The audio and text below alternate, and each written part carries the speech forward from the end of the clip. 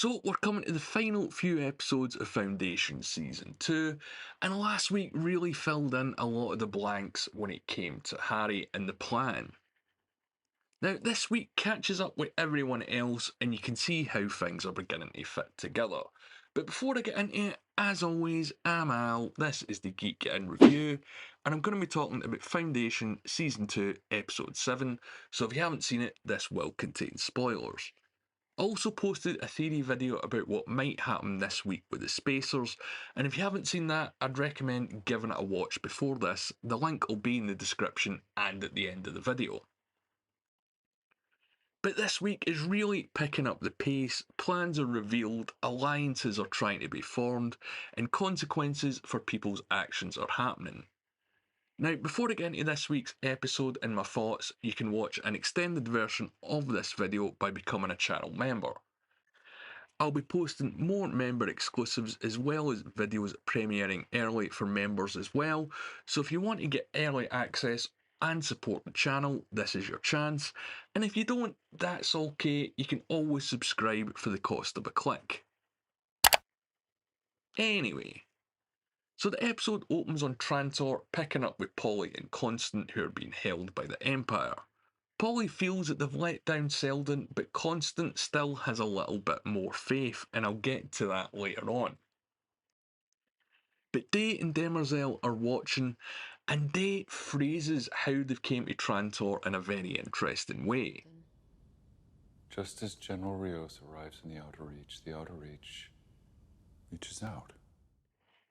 But now the Empire know about the Church and Selden's legacy.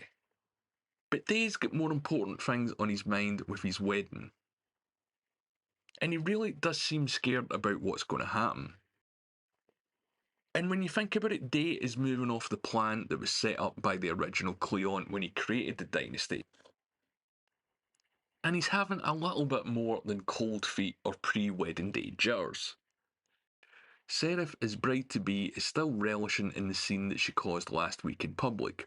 Rue does warn her though not to embarrass Brother Day anymore because it could be a little bit risky. Demerzel shows up to take her for a final health check before any heirs to the Empire are produced. And we've been waiting for a face-off between these two for weeks, and Sareth outright tells Demerzel she knows that she's a robot. And we get a bit of a history on Demerzel here, at least more than we've ever got before. And crucially, she mentions the 3 robotic laws that Asimov is most famous for. She also says that as far as she knows, she's the only human form robot still in existence. And I think the phrasing of that is very important. As far as she knows, she's the only robot left. And I think you might want to remember that for later on in the season. She explains the original 3 laws that she was programmed with have been replaced by only one, and that's to serve the Empire. But we still don't know exactly what that means. Also, the first mention of the laws is a big massive deal if you're a fan of the books or a fan of Asimov as a whole, because that's kind of the thing that he's mostly known for. Because if Day gets what he wants, Demerzel is going to be on the sidelines for the first time in centuries. So Sareth still needs to make sure that she can give Day an heir and his new dynasty, otherwise this is all kind of pointless. And they want to harvest her side of the DNA before the marriage, which means that they aren't making kids the old-fashioned way, which I'm sure is more Day's choice than a practicality. And while all this is going on, Sareth outright drops the bomb that she knows about Demerzel and Day and doesn't mind. And she also doesn't mind saying it in public because I guess she knows that these doctors are going to get their memories wiped. We also find out that the clones are sterile, but this can be reversed by design, and that's going to be important later on. But while all this is happening, we get a much bigger showdown between the two, with Demerzel outright telling Sareth that her and Day are responsible for what happened to her parents. And this is the first time that we've seen Sareth really break down and show any real emotion about what's happened to her family. Day sees the effect that she had on the public last week when she spoke, and I think he's beginning to realise the benefit of her outside of just being a queen in a womb. But having had all her suspicions and worst fears confirmed, Sareth goes to meet Dawn, filling him in that she knows what's going on between his brother and Demerzel and what happened to her family. And she comes up with a pretty ingenious plan to give Dave what he wants while also sort of usurping the throne. Because if she gets pregnant by Dawn and not Day, no one's going to be able to tell the difference, which is a pretty big stroke of genius. She's pitting brother against brother, and her having a child by Dawn would mean that he'd have a legacy and not Brother Day, and that's a lot to think about. Plus, he doesn't have weird android sex, at least yet. But I do wonder, is Sareth being genuine in all this, or is she just manipulating Dawn? The way that she puts it is this would be a bloodless coup, and if all goes to plan, she's right, it would be, but there's a lot of factors here that she's got to think about. Meanwhile, back on Ignis, Gale and Salvor are still unaware about what's happened to Harry, thinking that he's taken the beggar and left him on the planet. Salvor wants to leave as well, but Gale wants to stay to help to try and prevent the rise of the mule. And Salvor is really the odd one out in this episode, as she can't really read anyone and her abilities don't really seem to be as focused as they were. She can't see the future and she can't read minds. Tellum is still trying to get Gale on side and become the future of her people, and it really seems to be working. And while Salvor knows that something's not right, she can't really act on her feelings, as obviously a planet full of telepaths would be onto her. But we do get a better look at how this society and the people work and how they deal with and adapt to their abilities in everyday life. I won't get into detail, but imagine knowing what your food's thinking before you eat it, put it that way. Gale explains the threat of the mule to the people on the planet, and it's over a century away, she's still worried about what's going to happen. She also tells them about Harry and psychohistory and that mentalics aren't really accounted for in it, so there's no way that their behaviour can really be predicted. She wants them all to work to be a force for good after the Empire ends and to be prepared for the rise of the mule. But Salvor begins to realise that she's being manipulated and that the Metallics are hiding something from her. But Gale doesn't want her to do anything to jeopardise what she's trying to set up, because she's trying to do this to save Salvor in the future. So Salvor goes investigating on her own and finds the pit in Harry's body, so I guess he is dead after all, but it's not really 100% confirmed. And Tellum shows up and gives Salvor the same fate but leaves her face down in the water. So yeah, that's kind of shocking and I didn't expect that. I don't think they're going to kill Salvor. I think it might be revealed that Salvor is manipulating them somehow using her mind, or maybe Gale is. We're going to have to wait and see. But did you guys see that coming? Let me know in the comments below. Now, one of the big things that was teased last week and was kind of a mid-episode cliffhanger was Hobor the Spacers and his mysterious mission. And as I said, I have made a theory video on this, and I'm glad to say that some of the theories that I had in there did pan out. But anyway, he's on board the Spacer swarm ship, which apparently jumps at random, so they're kind of shocked that he showed up and knew they were going to be there.